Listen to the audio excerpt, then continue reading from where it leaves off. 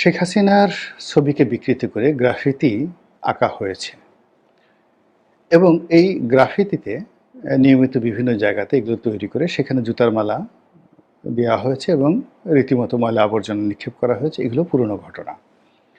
কিন্তু শেখ হাসিনার সেই যে গ্রাফিতি বা বিকৃত যে ছবি, সেই ছবি ময়লার বাক্সের উপর সেটে, অর্থাৎ ময়লার বাক্সগুলো বা ডাস্টবিন যেটা আমাদের রাস্তাঘাটে থাকে, সেই ডাস্টবিনে শেখ হাসিনা সেই গ্রাফিতি রেখে সেই শেখ হাসিনার নামে সেই শেখ হাসিনা ডাস্টবিন এটি স্থাপন করে এই বাংলাদেশে ময়লা আবর্জনা সেখানে ফেলা হচ্ছে এবং এই জিনিসটি সরকারিভাবে হোক, বেসরকারিভাবে হোক কিংবা স্বাভাবিক যারা হাসিনা বিরোধী শক্তি আছে তাদের মদতে হোক, এই কাজটি করা হয়েছে এমন একটা জায়গাতে, যে জায়গাটি মূলত সবসময়ই প্রগতিশীলতার, উদারতার এবং রাজনীতি মুক্ত সাহিত্য এবং শিল্প চর্চার একটা কেন্দ্র হিসেবে সেই স্থানটি বিবেচিত। আপনারা জানেন যে আমাদের যে ২১-এর বইমেলাটি হয়, এখন এই বইমেলাটি হয় মূলত বাংলা একাডেমির প্রাঙ্গণ, তার সঙ্গে সঙ্গে এটার পরিধি বাড়ানোর জন্য তার উল্টো দিকে সরোয়ার্দী উদ্যানে হচ্ছে। তো বাংলা একাডেমির যে জায়গাটি, এটি পাকিস্তান জমানাতে গভর্নর হাউস ছিল এবং বাংলাদেশের যে পাকিস্তান জমানার যে ইতিহাস এবং সেই ইতিহাসে বাঙালিদের যে আশা আকাঙ্ক্ষা, বাঙালিদের যে স্বাধীনতার চেতনা এবং সার্বভৌমত্ব লাভের যে আগ্রহ, তার সঙ্গে সঙ্গে বাংলা ভাষা, সাহিত্য এবং সংস্কৃতি এটির জন্য যে আন্দোলন, সেই আন্দোলনের যে সূতিকাগার, সেই সূতিকাগারের ঢাকা বিশ্ববিদ্যালয় এবং সেই সূতিকারের সঙ্গে যে বাড়িটির কন্ট্রাডিকশন ছিল সেটা হলো এই গভর্নর হাউস, এবং সেই গভর্নর হাউসটিকে পরবর্তীতে বাংলা একাডেমিতে রূপান্তরিত করা হয় এবং সেখানে বইমেলা চালু রয়েছে। এবং বাংলাদেশের এই বইমেলা, ২১শে ফেব্রুয়ারি বইমেলা, পৃথিবীর নাম করা যে কটি বইমেলা রয়েছে তার মধ্যে ঐতিহ্যগতভাবে নাম্বার 1। অর্থাৎ একটা মেলার পিছনে একটি ইতিহাস আছে এবং সেই ইতিহাসের সঙ্গে একটি ভাষা জড়িত। বইমেলার সঙ্গে একটা ভাষা জড়িত, অর্থাৎ একটা ভাষার জন্য আন্দোলন হয়েছে এবং সেই ভাষার জন্য জীবন দেওয়া হয়েছে এবং রাষ্ট্র ব্যবস্থা বলতে গেলে তছনছ হয়ে গেছে। এইরকম মানে প্রেক্ষাপটকে কেন্দ্র করে একটা বইমেলা হবে, এরকম পৃথিবীতে আমি অন্য কোথাও দেখিনি। অন্য জায়গাতে বইমেলার পেছনে অন্য ইতিহাস আছে, কিন্তু বাংলাদেশের বইমেলার পেছনে স্বাধীনতার যে মূল তন্ত্র, প্রকৃতির যে মূল মন্ত্র, এই জিনিসগুলো অন্য বইমেলার সাথে সম্পৃক্ত নয়। তো কাজেই এই বইমেলাকে কেন্দ্র করে কিছু কিছু বিতর্ক যে হয়নি তা নয়, বিতর্ক হয়েছে। বাংলা একাডেমিকে নিয়ে বিতর্ক আছে, তারপরে সরোয়ার্দী উদ্যান বা রেসকোর্স ময়দান, এটাতে অনেকে এখানে ভ্রাম্যমাণ পতিতাদের সারা বছরে আড্ডা হয়, গাঁজা মদ ফেন্সিডিল খায়, কিন্তু ওগুলো নিয়ে মানুষ কিন্তু ওটা ইতিহাস হলো যে এখানে ৭ই মার্চের রেসকোর্সের ময়দানে ভাষণ হয়েছে। এই রেসকোর্সের ময়দানে বা এই সরোয়ার্দী উদ্যানে এখানে স্বাধীনতা স্তম্ভ রয়েছে এবং তারও আগে এখানে গণ আদালত বসেছিল সেই শহীদ জননী জাহানারা ইমামের নেতৃত্বে, এবং সেই গণ আদালত থেকে যাদেরকে মৃত্যুদণ্ড দেওয়া হয়েছিল সেটাই পরবর্তীতে বাংলাদেশে ইতিহাস সৃষ্টি করেছিল আদালতের রায়ের মাধ্যমে তাদেরকে বিচার করার জন্য। তো সেই বইমেলা, প্রাণের বইমেলা, যেখানে সেই বসন্ত উৎসব হয়, সেখানে প্রাণের তারুণ্যের ছোঁয়া লাগে, সেখানে কবিতা, গান, মানে একটা অসাধারণ বইমেলার যে পরিবেশ, এটা শেখ হাসিনা জমানার শেষের ৩-৪ বছর খুব খারাপ অবস্থা ছিল, অনেকে ভয়ে যায়নি, কিন্তু মোরাললেস এই প্রান্তরটি মুক্তমনা মানুষের জন্য, যাকে বলা হয় এটি একটি তীর্থস্থান। এবং এই তীর্থস্থানে প্রথম রক্তাক্ত ঘটনা ঘটে হুমায়ুন আজাদকে যারা জঙ্গিবাদী লোকজন, উগ্রবাদী লোকজন, তালেবানি লোকজন, তারা এই প্রথম এখানে তাকে রক্তাক্ত করে। এরপরে এখানে আরও বেশ কয়েকটি হত্যাকাণ্ড হয়। তো এইগুলো যদি বাদ দেওয়ার পরে পুরো অঙ্গনটি হলো যাকে বলা হয় উদারতা, ন্যায়পরায়ণতা, নীতিনিষ্ঠতা এবং আগামী বাংলাদেশ গড়ার একটা যাকে বলা হয় এখান থেকে একটা মানচিত্র।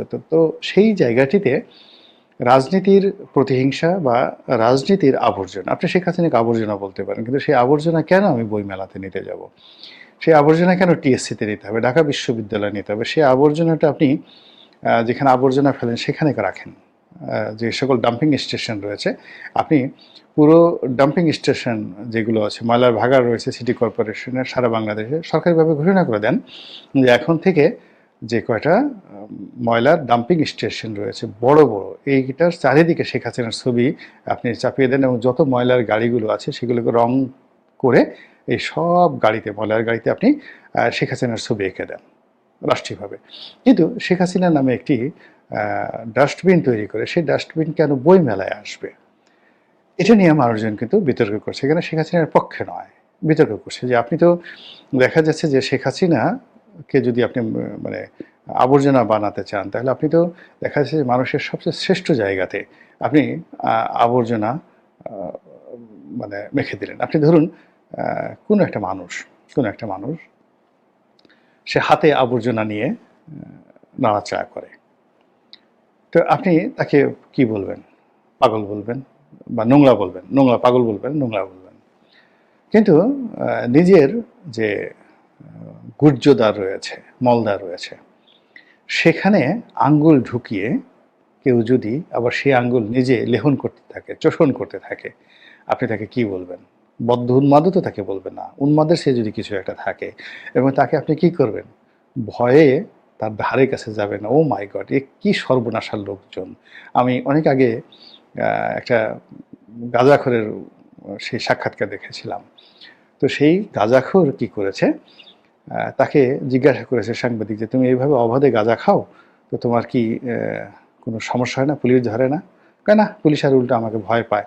আমাকে বলে, 'বাবা এখানে বসে গাঁজা খাও, কোনো সমস্যা নেই।'" তো বলে যে, "কেন? এরকম হলো কেন?" তো বলে যে, "আমাকে একবার পুলিশ ধরে নিয়ে গেছিলো থানায় এবং গারদে রেখেছিল। আমি সেখানে আচ্ছা মতো হেগে পুরা গারদ জড়িয়ে দিয়েছি। গারদে নিজের গায়ে মেখেছি। তারপর শেষে পুরো গারদের মানে ফ্লোর থেকে শুরু করে ওয়ালে এবং যে গারদের সামনের যে দরজা আসে সেই দরজায়ও সে আমার গু মেখে দিয়েছি। এরপরে গন্ধে পুরো থানা এমন অবস্থা হয়ে গেছে, তাড়াতাড়ি আমাকে আর গাড়িতে না উঠিয়ে আমাকে ছেড়ে দিয়েছে যে, 'বাবা তুমি আর এখানে আইসো না।' এরপর থেকে আমি স্বাধীনভাবে গাঁজা খাই।"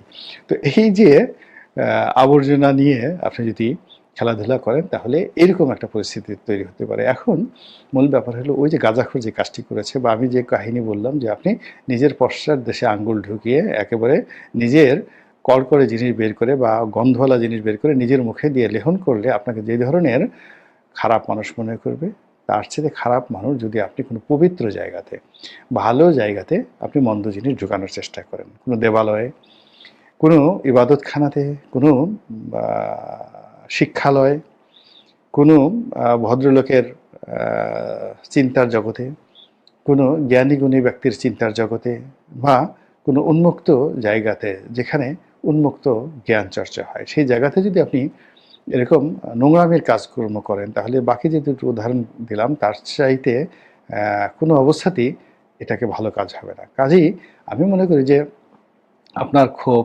ক্ষতিগ্রস্ত আপনি হয়েছেন, আপনি ক্ষোভ দেখাতেই পারেন। আপনি ক্ষতিগ্রস্ত হয়েছেন, আপনি জিঘাংসা চরিতার্থ করতেই পারেন। কিংবা আপনি, যেটা ইসলামে বলা হয় খুনের বদলে খুন, রক্তের বদলে রক্ত, আপনি যদি দেশে সেই তালেবানি শাসন চালু করেন, তাহলে আপনি যদি শেখ হাসিনা দ্বারা ক্ষতিগ্রস্ত হয়ে থাকেন, সে যদি আপনার হাত কেটে নেন, আপনি তার হাত কেটে নিতে পারেন ইসলাম শাসন ব্যবস্থায়। আপনি যদি মডার্ন জুরিসপ্রুডেন্সকে আপনি না মানতে চান, আপনি যদি বলেন যে না আমি সে আগের জমানাতে যাব, আপনি সেই কাজগুলো করতে পারেন। কিন্তু এগুলো কেন বইমেলাতেই করতে হবে?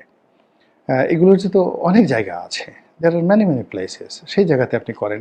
আপনি তো ঠিক সেম কাজটা, অর্থাৎ এরকম একটা ডাস্টবিন ডক্টর মোহাম্মদ ইউনূসের বাসার সামনে যমুনাতে দিতে পারতেন। কিংবা এরকম একটা ডাস্টবিন এই যে মিস্টার শফিক, যাকে নিয়ে খুব আলোচনা হচ্ছে এখন, তার প্রেস সেক্রেটারি, যিনি কিনা এই ডাস্টবিনের একটি তার একটা টিস্যু নিজে ব্যবহার করেছেন। এখন টিস্যুতে তিনি কপ রেখেছেন, মুখ মুছেছেন, নাকের ঝোল লেগেছেন, নাকি চোখের যে ময়লা, এগুলো তিনি পরিষ্কার করে তিনি সেই শেখ হাসিনা নামক যে ডাস্টবিন সেখানে ফেলেছেন। এটা আমি বলতে পারবো না, কিন্তু তাকে নিয়ে খুব আলোচনা হচ্ছে। কিন্তু তিনি এই কাজটি, তার যদি এত ভালো লাগে, তাহলে এরকম একটা ডাস্টবিন বানিয়ে তিনি যে বাসায় থাকেন, অ্যাপার্টমেন্টে থাকেন, সেই অ্যাপার্টমেন্টের সামনে তিনি রাখতে পারতেন। আরও ভালো হতো তিনি যদি তার বাসায় রাখতে পারতেন। তারপর আমাদের তো বাসায় যারা আমরা কাজকর্ম করি, আমাদের সবার বাসায় ছোট ছোট ডাস্টবিন থাকে।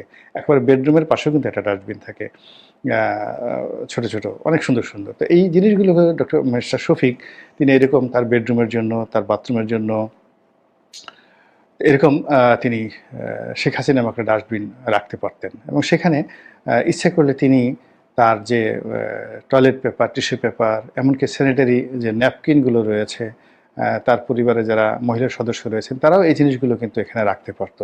কেউ কিন্তু এটি নিয়ে কিন্তু আলোচনা করতো না, এবং সমালোচনা এটা তার ব্যক্তিগত বিষয়। তিনি তার টাকা দিয়ে তিনি কিনবেন, তিনি তার নিজের ঘরের মধ্যে রাখবেন, তিনি তার অ্যাপার্টমেন্টের সামনে রাখবেন। তো এটা তার ব্যক্তিগত। আর সরকারি হিসেবে যদি হয় তাহলে সরকারি যে অফিস আদালতগুলো রয়েছে, সে যেগুলো সরকারের সরাসরি কর্তৃত্বাধীন, তারা বিচার বিভাগে পারবেন না, কিন্তু তাদের তো এক্সিকিউটিভ ডিপার্টমেন্ট রয়েছে। তারা প্রথমত প্রত্যেকটা উপদেষ্টার রুমের মধ্যে এরকম একটা ডাস্টবিন স্থাপন করতে পারেন, বাথরুমে স্থাপন করতে পারতেন। তারপর শেষে সচিবালয়ের সব জায়গাতে এগুলো ব্যবহার করতে পারতেন। পুলিশ আইজি সাহেব থেকে শুরু করে আরও যেখানে যেখানে তাদের কমান্ড আছে সব জায়গাতে তারা এই জিনিসগুলো ব্যবহার করতে পারতেন। এখন আমাদের প্রশ্ন হলো যে সেইগুলোতে না করে কেন বই মেলাতে? তারপরে সব জায়গাতে যদি করার পরে খুব পপুলারিটি হতো এবং জনগণ দাবি জানাতো যে না, আমরা বই মেলাতেও চাই, কিন্তু যে বইমেলাটাকে আমরা এরকমভাবে বিতর্কমুক্ত রাখার চেষ্টা করেছি, এবং এই বইমেলাতে যারা এই বিভিন্ন সময়টিতে যত অপকর্ম করেছে সারা বাংলাদেশের মানুষ ঝাঁপিয়ে সেই জিনিসটির বিরুদ্ধে তারা কথা বলেছে। তো সেই জায়গাটাতে কেন আমার ডাস্টবিনটা রাখতে হবে এবং উদ্বোধন করতে হবে এই জায়গা দিয়ে? যদি উদ্বোধনটা এরকম হতো যে সেই যে বাংলাদেশের সবচেয়ে বড়